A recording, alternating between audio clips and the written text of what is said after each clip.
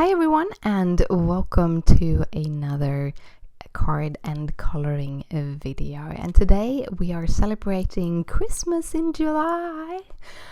I made this video about 6 months ago, and then I hadn't time to upload it before Christmas, so I thought it would be a great one to show now, and I kind of liked how the card came out. So yeah, so the first thing I'm going to show you is actually how to make your background stamp, kind of mask your background stamp so you can kind of use it for almost a one layer card. So I'm starting on my background here, which is cut with a stitched rectangular die by MFT Stamps. And then I'm going to use this LATTICE background stamp, cling stamp by Simon's Stamp.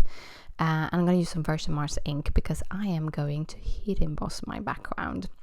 And I really like this background. It's a very simple background, and if you actually miss stamp something, it's very easy to fill in because it's basically just straight lines.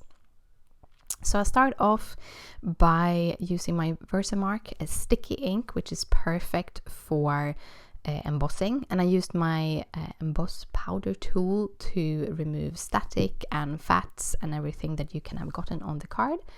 And then I'm going to add a little bit more of that tool on top of where I had the stickiness, because I want to put a sentiment in that little box, and when you use tape you will add some of that adhesive will stick on your card. So I just use the tool again to remove that stickiness, so it's easy to add the embossing powder. The embossing powder I'm using is the Ranger Fine Gold one. I bought it years ago. You can still get it online, and I love it. I love the gold color because it's not so yellow. I kind of like these gold colors that are a little bit more muted, and yeah, this is one of my absolute favorite colors. I'm using a heat tool to heat up the embossing powder, and I can say the warmer the heat tool, the easier it is to melt the embossing powder. So if you let it warm up before you do this, it's really easy, and the card won't warp that much. The cardstock I'm using is actually some Simon's Stamp Schoolhouse Red, and their Simon's Stamp cardstock is really thick, so it's perfect for these kind of things. Then I'm going to add my little sentiment that I knew that I could fit, and I'm using the Be Merry sentiment from the Joyous Christmas sentiment. And then I'm coming in here with a embossing pen from Fawn. So I actually recorded this video just after I got this embossing pen, and I was so excited to use it, and I had so much fun when I have used it, but mostly had been lying in my drawer because I haven't crafted as much as I have wanted to do. As you saw here, I just kind of filled in wherever I missed, and also like an extra border just around that sentiment to give it that kind of just delimiter. And that is my kind of card background done. I'm just taking a dry cloth to remove all the powder, and yeah, I wanted to give it a little bit extra pop, so I'm using some Fired Brick Distress ink and just going around on the absolute outer edges of the cardstock just to give it a little bit more dimension, a little bit more pop. I again go in with a little bit of a darker red on top of that, just to, again, I want a dimension. You don't have to do this, but I thought it would be beautiful. I also going to add my cardstock directly to my card base, no dimension, anything, and this makes it a little bit more one layered, even though it's not one layered. And I wanted it to be on white cardstock because I liked how that white line around it made the background kind of pop out. And for the last part, I'm going to add this little character, which I have the coloring towards the end of the video. So if you want to see how I colored him, just stick around for a little bit. But yeah, that is the finished card. I had so much fun creating this very simple, very quick Christmas card. So if you want to make your Christmas card already now in July, I hope you try this technique. It's a lot of fun. But let's jump into the coloring. This was one of the things I was most proud of when it comes to this card, actually. I really liked how it turned out. I took my time. And I think this is one of the things I can kind of give away when it comes to coloring. Take your time. Don't go too fast. When you take your time, you have that time to kind of think about how you're doing and what you are doing.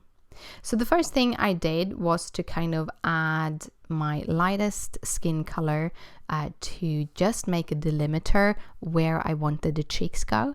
I knew that I wanted a light line just where the cheeks were, so I just added the lightest tone just to get that, so I knew where it was. And then I made the eyes, and I haven't added at this place of it, I haven't added any other things than Copics for the eyes, because I thought that would be a good way of doing this. And then I'm going in with the skin. After my eyes, I go in with the skin as usual. I start with the EO4, which I use very, very sparingly. I only want it to be in the absolute darkest places. Then I go in with the E11, E21, E00, and E000, I think it was. Next step in this, after I used some pink on his cheek, I went in with a fine liner to just add some lines around his eyes to make them pop and make them stand out. As I already have black lines on this image, using the black lines around the eyes makes them pop much better.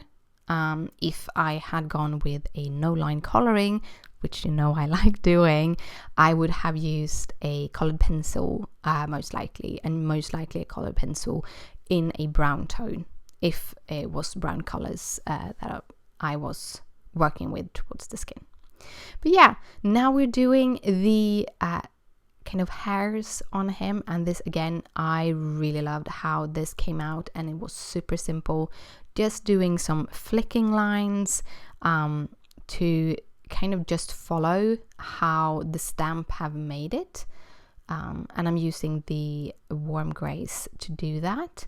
And I'm using very light warm grays. I have a tendency to go for the 0, 2, and 4 combination, but I already were running out on my W's at this moment, so I had gone over to do the ones, the 00, the 1, and the 3, which gives you a little bit lighter than using the 2, the kind of even numbers. So the uneven makes it a little bit lighter because I'm just going up to 3 and not to a 4.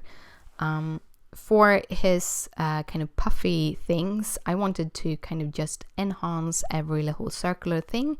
So what I'm thinking about, I'm doing C's, where the C kind of open up towards the light, if that makes any sense.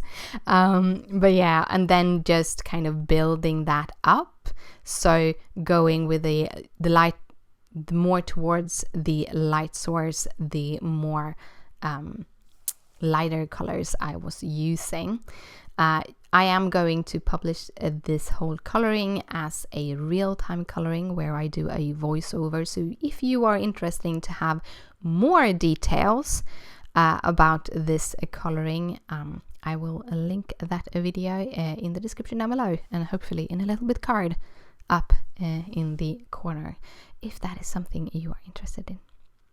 So after doing all of the whites, I prefer to do all my lights first and then go in with my darks for a very specific reason, and that is because I have a little bit of a shake in my hand due to all my health issues, and sometimes when that happens, I shake, I kind of accidentally dip my pen into a previous color. If that happens, that I accidentally pull it into the white, then I can just use a light pen and try to rub it out. But if I had done my darker colors first, and then I accidentally draw into the dark and then draw back into the light color, I will pull that color in. And that is, for some reason, harder to get away with. I don't know why. So I usually start with my light colors, or I usually start with the skin color, because I know how to build up the shades for the skin colors. I usually have a lot of more shadows in my skin colors, because I know that I need that when I have other colors around later on. So therefore I usually start with the skin color, and also I kind of like having someone looking at me when I'm coloring, instead of just waiting with the face to the last and having that blank. I don't know, one of those things. But yeah, then I do the lights, and then always last is the reds, because red colors, they are one of those that is so easy to accidentally dip your pen in and have red marks all over your project and get it destroyed. So yeah, I'd rather do the reds last. But I love doing reds. I have a lot of tips when it comes to doing reds. For his little bag I'm working on here, I'm using the colors, E40 colors. I love the E40s. If you've been with me for a while, you know I love the E40 colors. They are my absolute favorite ones to work with. The 40s, I think they have a perfect balance of having a true brown with not too much red and not too much kind of greenish tones. So for me, this is my absolute favorite combination. However, as you see here, when you're working on bigger areas, it can be a little harder to blend. So I went over a couple of layers with browns to make that blend, and again, I really like how it turned out. And again, this is because I took the time to take those extra layers. I took the time to look at it, figure out what do I need more, how do I make this pop, and how do I make it look like I want it to look like. Then I'm going in with my reds, and if I'm not mistaken, this is my absolute favorite red color scheme, where I start with my lightest color, and the lightest color I use is R24. R24 is one of the lightest true reds. If you are going for other lighter reds, they have a tendency to go more towards the pink tones than to the red tones. So absolutely my favorite is the R24 as my lightest color when I do anything red. Then for my darkest color, I use the R89. And that is almost a brown red. Then I went in with 39 because that will help mix the 89 out. And then in this case, I actually just finished it off. I think I went a 27 and then a 24. Not sure, but I think I usually have either a 29 or a 27 before my 24. And then again, I made the hat. I felt it didn't look like the way I wanted it to look, so I went back and went through all the colors again. And I'm going to do the same thing on his clothing, on his little red jacket here. I'm going in with R89, 59. I'm just going in where I have shadows, basically wherever you have something blocking the light and wherever you will have a rounded shadows. Rounded shadows are very, very simple. Whenever you have something that have a cylindrical or circular shape where the light is facing away, where it's facing away from the light, you will make a rounded shadow. So it's quite simple. And I'm using the 37 and the 24 for this. And when I do that, I make sure to cover everything with the 24 because that has the more true red tone. And if I didn't, you would have kind of a disconnect between the shadows and the lights. So just going over one layer to kind of unify my red color scheme, and also just adding in those last lights. And with the 24, because it's as dark as it is, I try not to go over the lightest places more than once. But yeah, this is how my little Santa ended up. I hope you liked him. If you do, please thumbs it up. It means a lot to me. If you have any questions, just comment down below. Down below you find all the details and link to all the supplies. And thank you so much for watching. If you want to see more like this, hit that subscribe button, and I hope to see you soon. Have a nice summer. Bye.